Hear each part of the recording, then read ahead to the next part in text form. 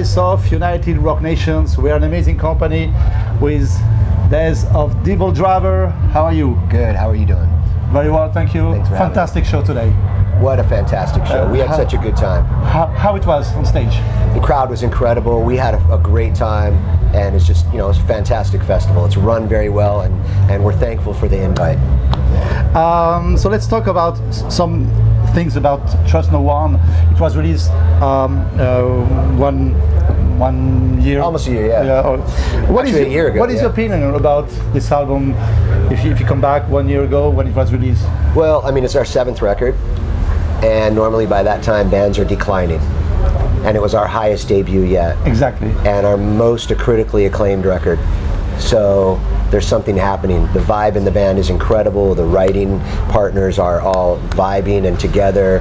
The band is having a great time, which is very important. There's not inward struggle. And so it's fantastic. It works very well on the charts also. How did you explain that success of this album?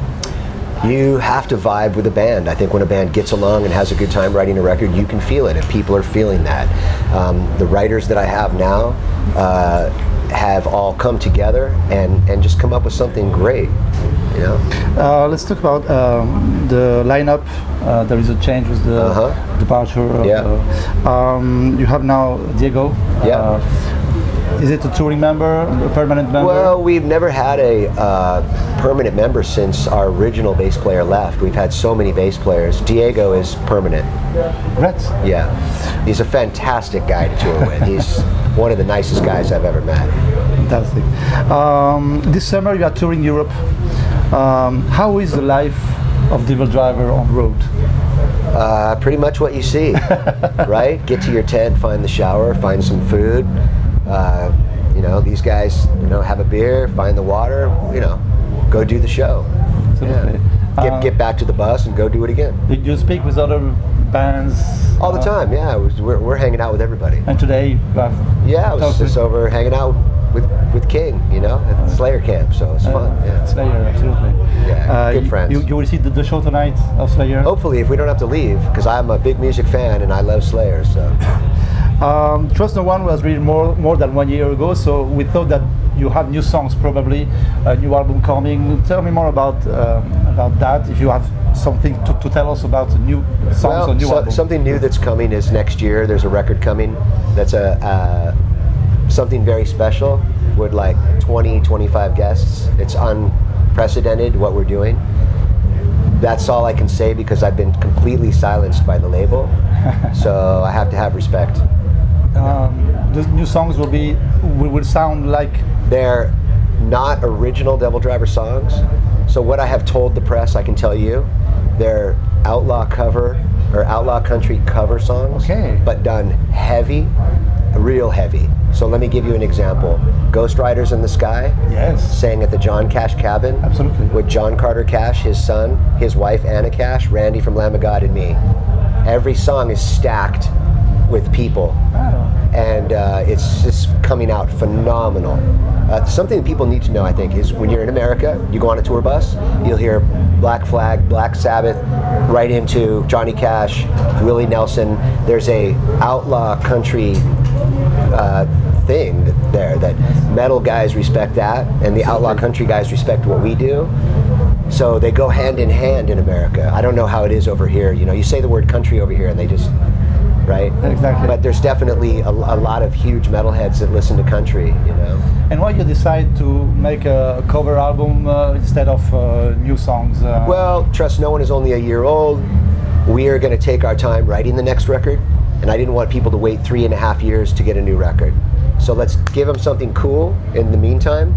We just didn't know. I thought maybe 1 or 2 guests. It's turning into a complete monster. The people that are on it are just, it's an incredible, So like Randy from Lamb of God, like Lee Ving from Fear, who's like my idol, legends from the outlaw country world as well. Like a lot of people have come to the table with this. I have a personal question. Oh, okay. What was your first concert you saw when you were a kid? Your first metal album you listened to or you buy? Okay, so first gig that I saw was I can't remember. It was either a psychobilly, rockabilly type punk rock thing. Yes. But I remember, like, you know, bands like Minor Threat and, you know, bands like the Rockin' Rebels and stuff like that. So there was like psychobilly punk rock thing. Yes. But the first metal band I got into was my parents' record collection. Oh. So from there was the obvious 60s stuff, you know, The Doors, Steppenwolf, Three Dog Night, all that. From then I found Kiss. Then that was it. Kiss posters all over the wall, you know, Kiss Army. And then from there you were on the Kiss Army. Yeah, and then from there found punk rock. Yes. And dove head first into that. I have no room for the purists. I love all music.